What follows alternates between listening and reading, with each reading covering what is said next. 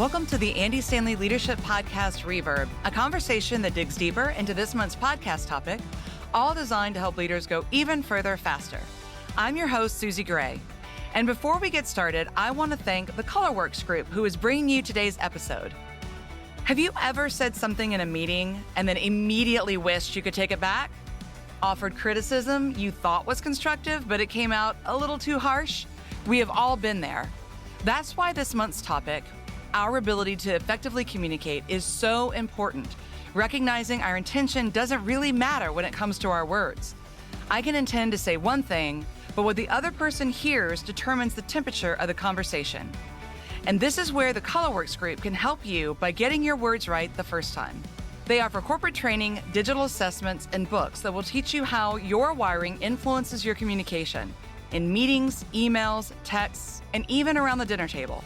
See all the ways the ColorWorks Group can improve your team's communication at thecolorworksgroup.com. That's thecolorworksgroup.com. Now, let's jump into today's conversation. This month, we're talking about our conversation last week with Charles Duhigg regarding how we can become more effective communicators, essentially super communicators. And in our reverb, I'd like to pull together some of our learnings from several podcasts that we've released on this topic, as this collective learning really is powerful. So, Andy, we talk a lot on the podcast about the importance of being a good communicator as a leader, both publicly and within your organization and in one-on-ones. We had our episode with John Maxwell last fall. Sheila Heen was in December. That was great. And then now we've had Charles, and all of them underscored how critical this skill is. But honestly, for me, the trickiest conversations to navigate as a leader are the interpersonal ones. So to get us started, what do you think is at stake if a leader in particular does not get this right? Well, this sounds a little crass, but basically you talk, but you don't communicate. Yeah. And you talk and don't communicate, and you don't know it. Yeah. Because everybody nods along and takes notes, and they're polite because you're the leader. You know, what else are they going to do? So, and you finish. I mean, this has happened to me where I just felt like I did a great job. And then people ask questions, and you're like, I just explained that. And I explained it so well. What are these questions? Where were you? Were you not there? And then well, they were there. I just finished. Or later on, somebody comes back.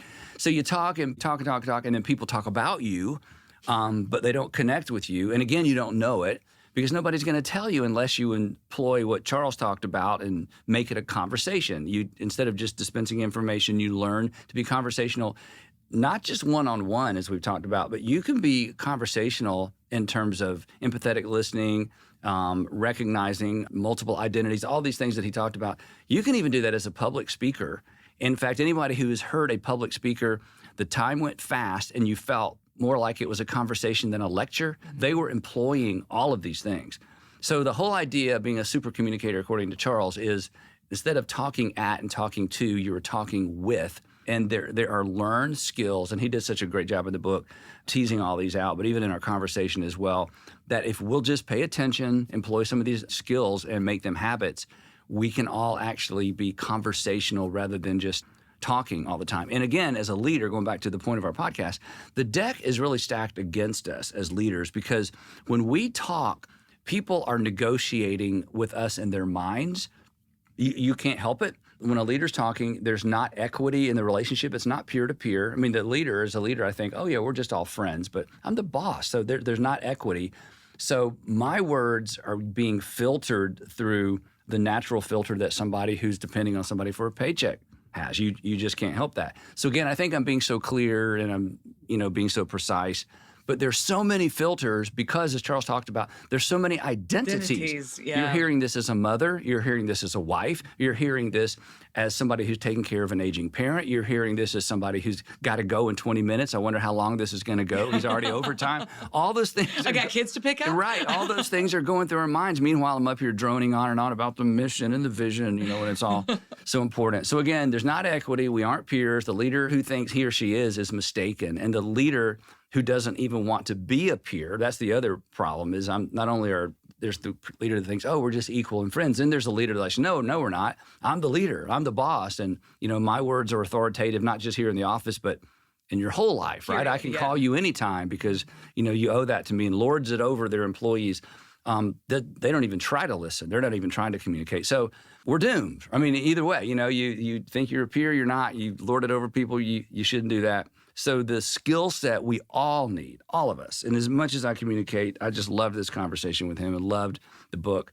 There are skills we can develop, habits we can develop to actually communicate, connect with people, again, one-on-one, one-on-three, or even in large groups, but it is a learned skill. And just because we're interesting doesn't mean we're communicating. They're not even necessarily related. So anyway, that's sort of my general overview of how this relates to leadership. Yeah. And, Charles even said last week that this idea of having learning conversations is so important. And that facilitates that conversational aspect of a communication exchange.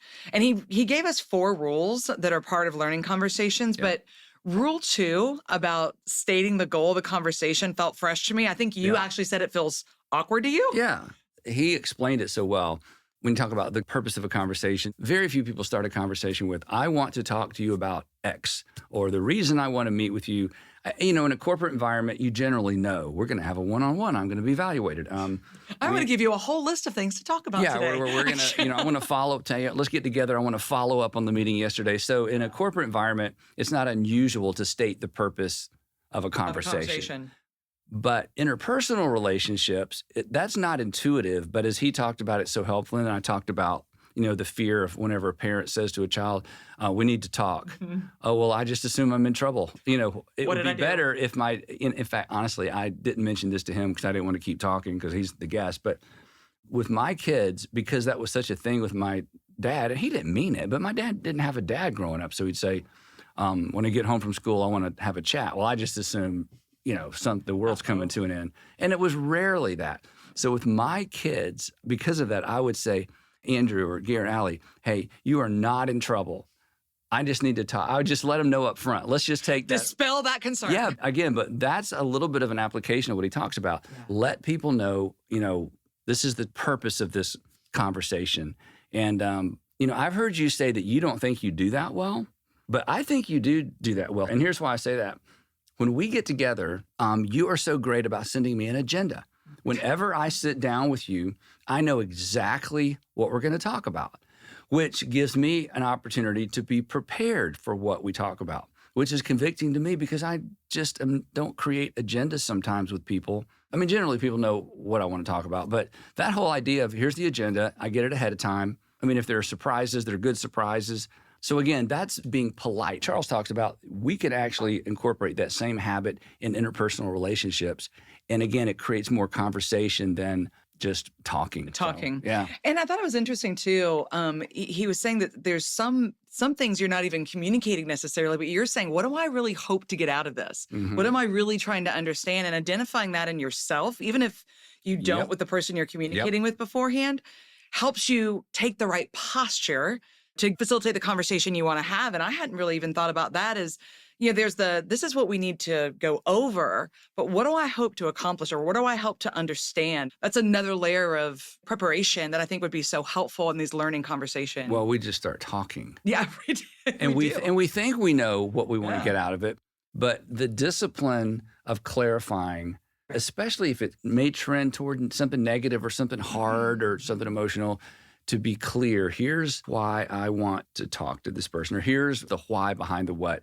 That prepares me to communicate rather than just start talking and leave them kind of guessing, what is this about? What is it about? Anyway, yeah. And again, he clarifies it in the book. We both know Rick Holiday, and I feel like Rick is really, really good at this. When our division was preparing to launch as a separate organization, we would always start the meeting not with necessarily the agenda, but with, okay, let's remember what our goal is. Our goal is to finish this process with 2 strong organizations on mission and for each other. And every meeting, we were like, okay, whatever we talk about, we've got to make sure that that's what happens, that we create 2 organizations that are on mission, strong, and for each other. And that was a really great way to just set the tone of, yeah, there's a little bit of you need this and I need this, but at the end of the day, we both want that goal.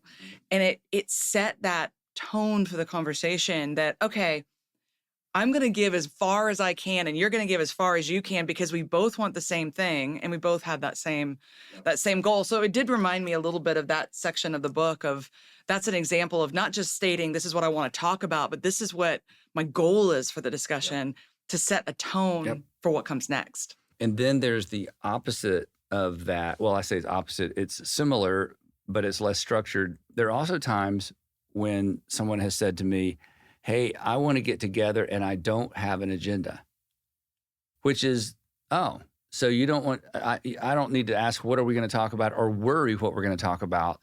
That's kind of a liberating thing to say. I want to get together and chat. I don't have an agenda. Okay, well, I've just told you what kind of conversation this is going to be, what the goal of this conversation is. This is just a conversation to catch up. Relational connection. So just those little things up front can be so helpful, especially I think in our marriages and specifically with our kids, because I think corporately we kind of automatically do that a little bit. It's easier. It's easier and you expect it. You don't just say, hey, I want you to come in at 3. Period. Yeah. You don't do that, especially at 3, right? Yes, right. 9:30 at least. Okay, I got the whole day 3 o'clock ahead. on a Friday. Can you come by my office? I'm busy then forever, right? Forever. Yeah. So again, corporate is a little easier, but even then, I think I need to up my game on that because it's again, I'm the boss. Hey, let's get together. Hey, Diane, call so and so. Tell them I want to get together with them. And she'll even say sometimes, "What should I say?" The purpose is, I'm like, "Oh, don't. I'm too lazy to tell you. Just schedule it." Well, at least I should follow up and say, "Hey, Diane called, and here's what I want to talk about." So anyway, so good.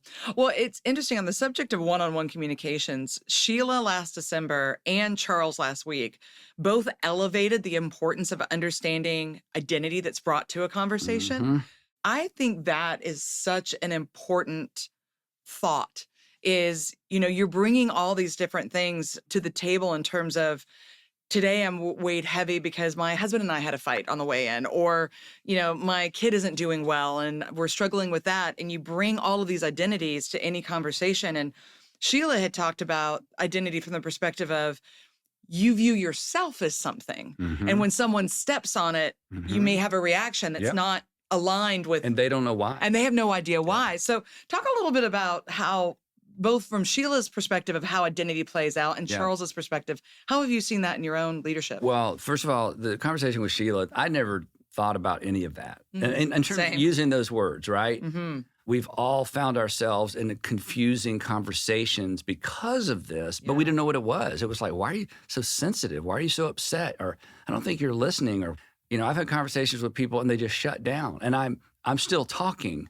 but nothing's coming back. They're shut down, and I'm still talking, and then I'm wondering, should I stop and say, "What's wrong with you?" That's so offensive. What's wrong with you? Why aren't Is everything okay? Yeah, something happened. Well, I wounded an identity, not intentionally, but I should know better than that. So that's one side of it. Then with Charles, the whole idea of being curious enough to discover those.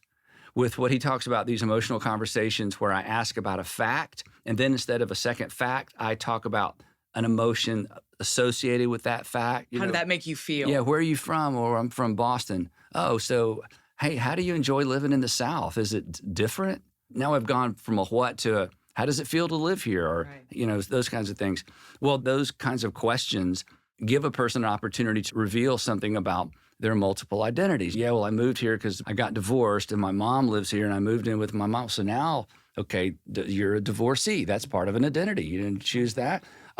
You're caring for your mom. You're a caregiver. That's an identity. You're a northerner who's moved to the South. You're a transplant. That's suddenly there are all these layers that we all carry. Right. And the more I'm aware of those in the people I work with or interact with, it gives me an opportunity, whether I choose or not, to be sensitive as opposed to just bulldozing through and sticking with the facts.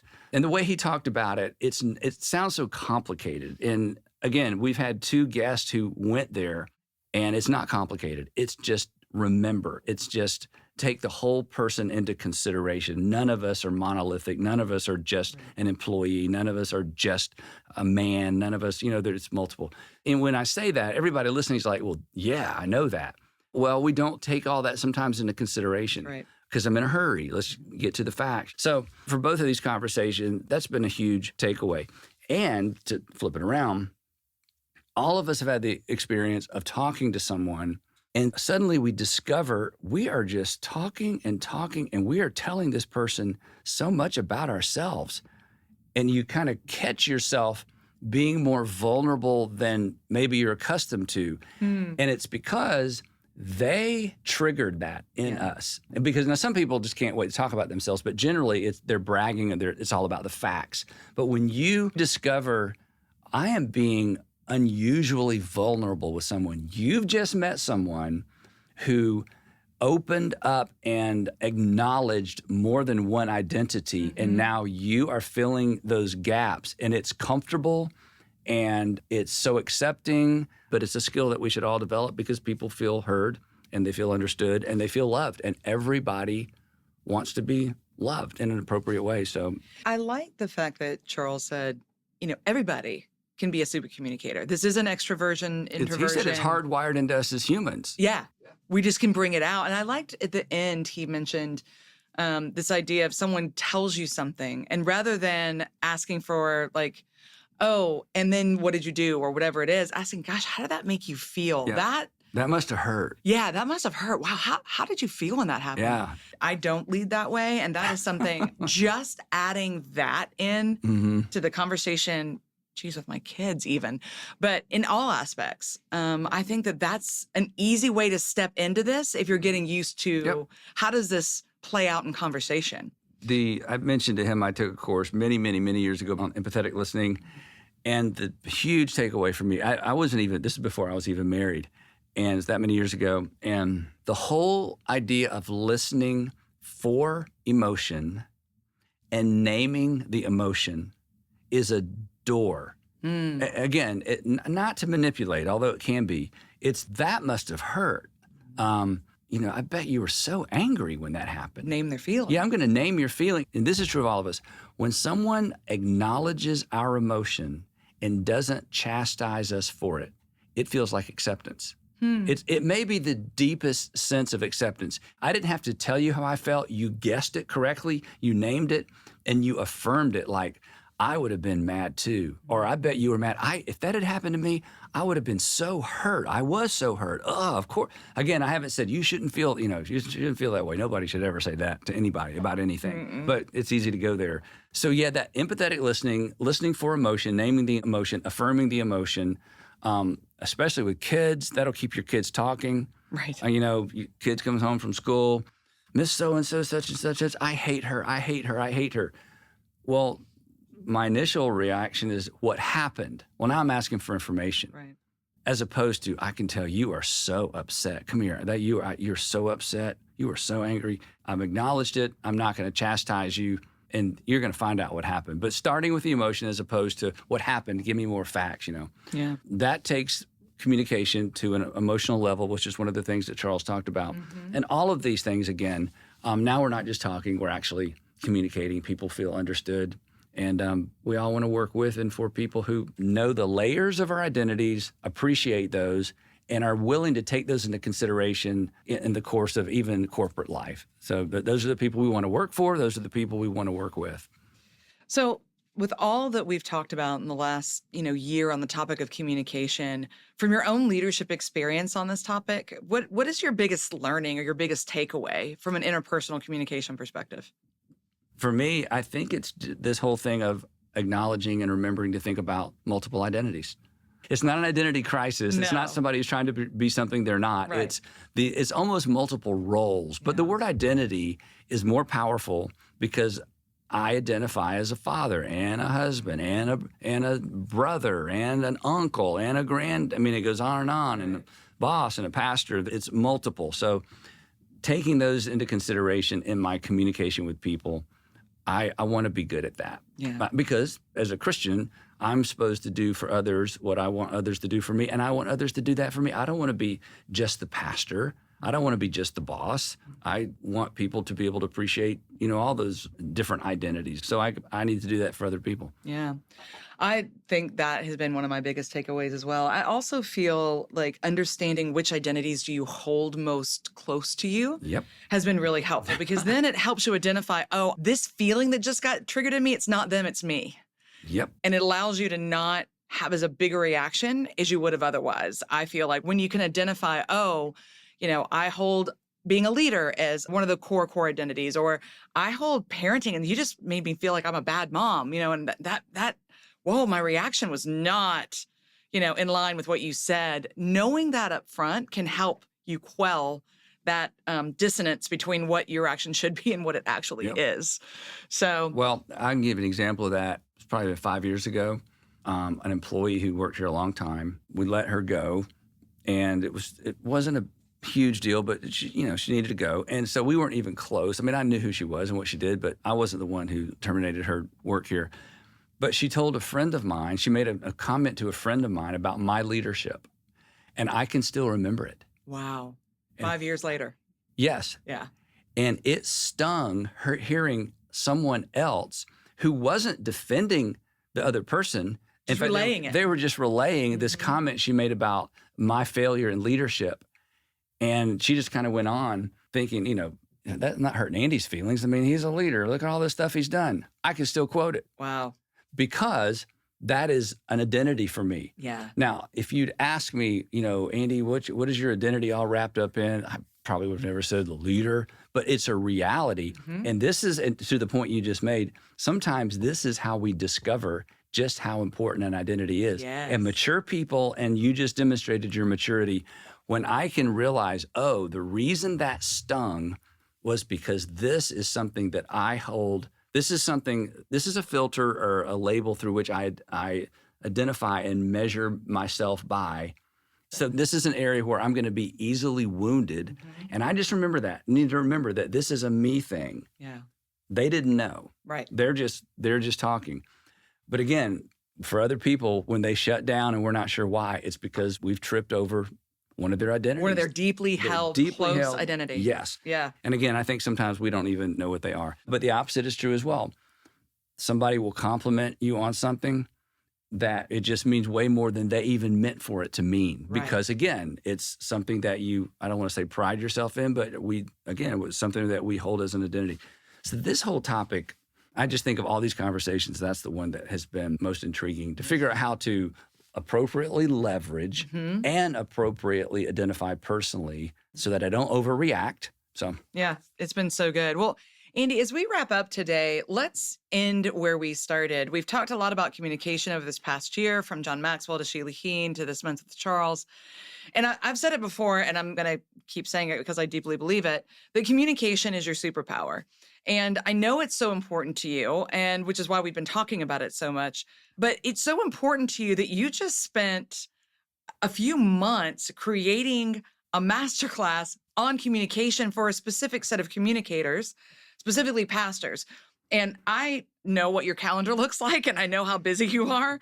So we're going to link to this resource in the show notes. But why did you decide I'm going to spend this much time reviewing scripts, editing scripts, shooting scripts on a masterclass on communication for pastors? Why does that feel like something that was worth that time?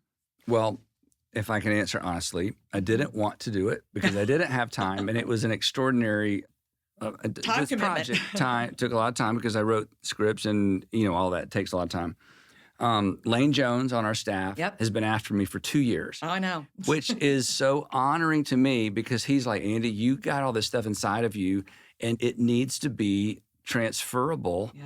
He would say that, and I'm like, I appreciate that. Thank you. That's such a compliment.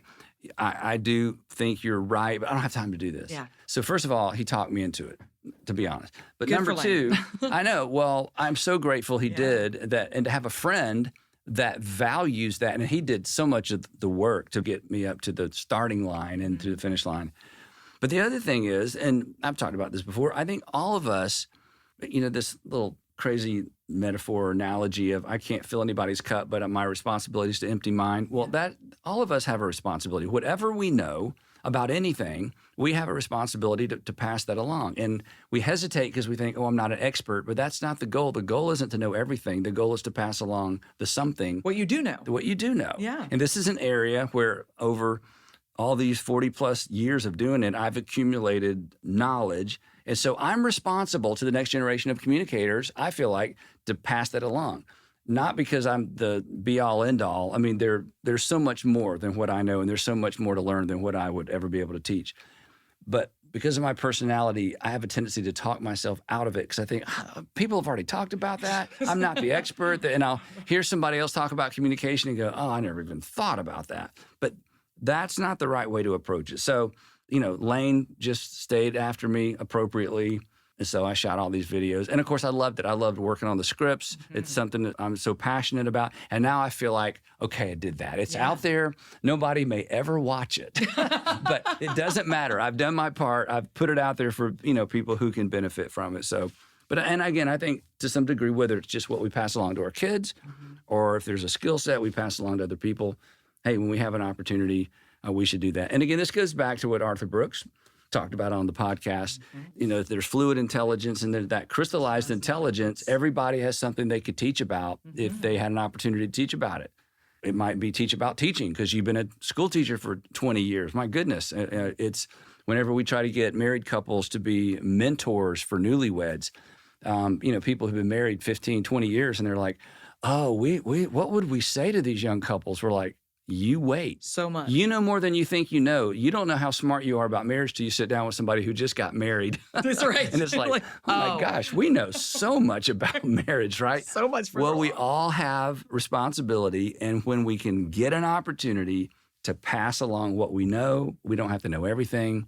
Our responsibility is to share what we do know. So that's kind of what's behind this. Well, that's really great. It's going to be a really helpful resource, and we'll link to it in the show notes for people that are interested in it. But I think that puts a period on the importance of communication for you to spend that much time of your personal time sharing what you've learned on communication. So anyway, well, that is all the time we have for this episode of Reverb. Andy, thanks so much, as always, for digging deeper in the topic of communication and providing a few more insights. And to all of our listeners, we want to thank you for joining us. Be sure to visit andystanley.com/podcast, where you'll find more resources to help you go further, faster.